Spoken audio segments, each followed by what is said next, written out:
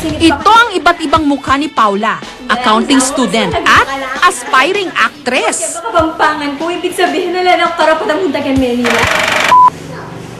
Sa taong ito, umaasa siya na makakamit niya ang pinaka-inaasam niyang big break. Ito po ako. Pero hindi sa Maynila, kundi dito sa sarili niyang probinsya, sa Pampanga. Maniwala ko po na ang kulturang Kapampangan, meto niya po karing talagang dapat ipagmaragol tamo pong Pilipino. At nagkataon po na atin ko po talaga hilig kayong pamag-arti. Buri kayo po sana gamitan nini para ipahayag kayo po yung pagpapahulaga ko po kayong kulturang Kapampangan.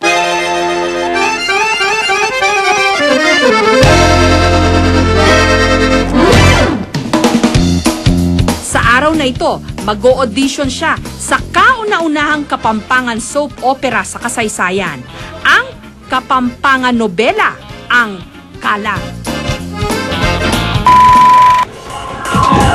Patikim pa lang yan ang mga eksenang aabangan sa Kalang. Biyaya sa salitang Tagalog. Inga loob dalam banong pamanda ka parebalak. Buri miyang i-develop in Kapampangan TV industry na ren kukunan mi, ren re-reward mi, retang biyasang magkapampangan, detang lulugod king Kapampangan.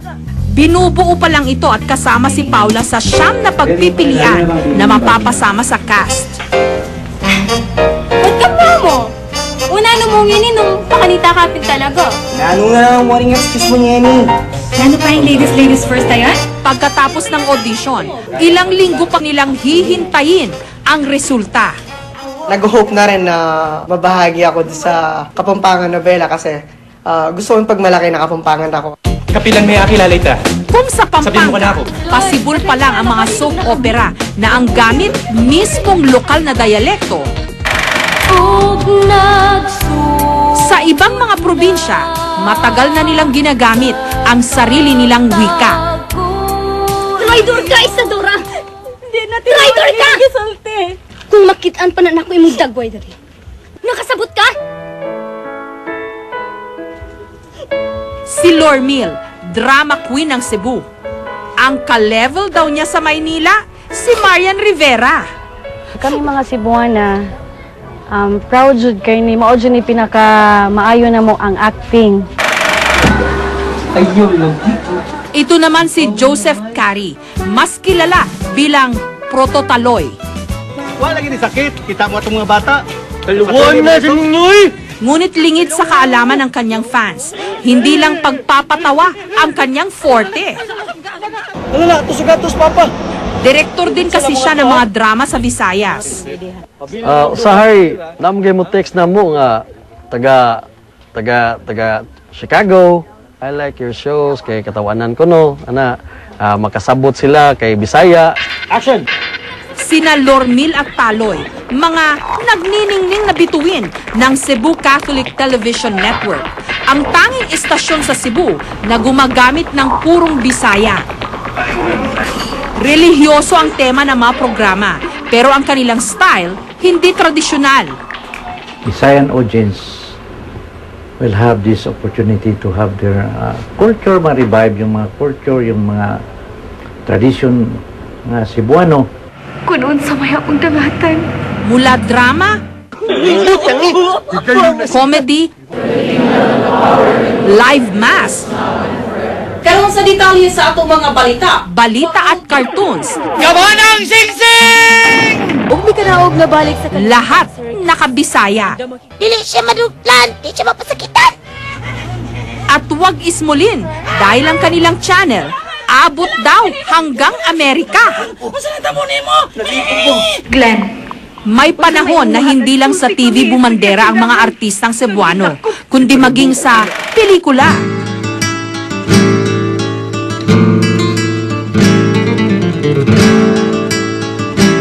Sa katunayan, kasama sa tinatawag na Golden Age of Philippine Cinema ang pagsikat noon ng mga pelikulang Cebuano. Yun nga lang, dahil na rin sa pagdagsa ng mga pelikulang Hollywood at Tagalog, unti-unting nawala ng puwang sa merkado ang mga pelikulang Bisaya. ang ating inaasam-asam na ang Tagalog ay mapapayaman at mapapayabong sa pagdagdag ng iba pang mga lengguwahe at salita at konsepto na magagaling mula sa rehiyon, hindi nangyari. Bastos ka! Ay kung hilantingin ka ba ako! And cut! Mabuti na lang at may mga filmmaker katulad ni Dave. Kaapuhan ko gayud ang Layuning gamitin pa rin ang salitang Bisaya sa mga ginagawa niyang indie films. bahin sa sinagup. Gihuna-huna namo nga ma-revive ang filmmaking industry diri sa Cebu tungod sa kinahanglan man gyud niya ma-preserve ang among culture ug tradition niya kung asa mas maayo unta ang mga Bisaya ma-promote dili lang diri sa Pilipinas kundi around the world. That will tell the story of... Tanggap daw ni Dave na malaki itong pagsubok. Okay, next, mulihok ko. Natural sa una lisod kaayo pero bisan lisod kaayo kana himuon importante original ang atong pagkahimo diri nga wala sa uban. Wala naman daw yan sa lengguwahe kundi nasa kalidad ng pelikula. Wapa mahuman. At ilan sa mga pelikulang ang gamit ay lokal na dialekto, humakot ng parangal sa loob at labas ng Pilipinas. Cheche, may nakit na akong kabaong. Palagay ako masanting nito. Kasama na ang pelikulang Masahista ni Brillante Mendoza na ang gamit Kapampangan. Ay, tangketa. Tang may komotos na benge. At ang Kadin ni Adolf Alex Jr. na ang ginamit na salita wikang Ivatan o yung salita ng mga tiga-Batanes. Kaya marum ang kakain sa lungkot. Kamakailan lang ang pelikulang Pluning ni Judy Ann Santos. Gumamit ng wikang Kuyunon ang salita ng mga Palawenyo. Kaya kit makaw. Igna tapos na arakaw ka preparar. Bilang artista, ang feeling ko, because we were acting with real people who really spoke the language, we really had to work very hard on it. Hindi ka rin sigurado kung babalikan ka.